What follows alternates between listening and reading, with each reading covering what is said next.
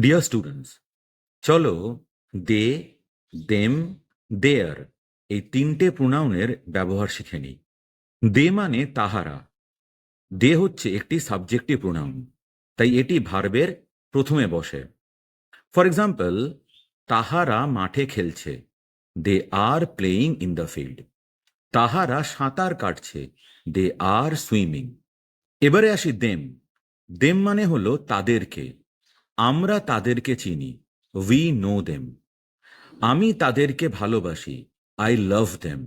Them হলো একটি objective pronoun, তাই এটি ভার্বের পরে বসে। এবারে আসি দেয়ার। দেয়ার মানে তাদের, যেটি একটি positive adjective.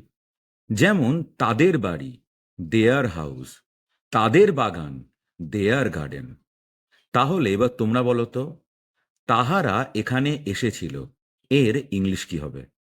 Keep following and thank you for watching.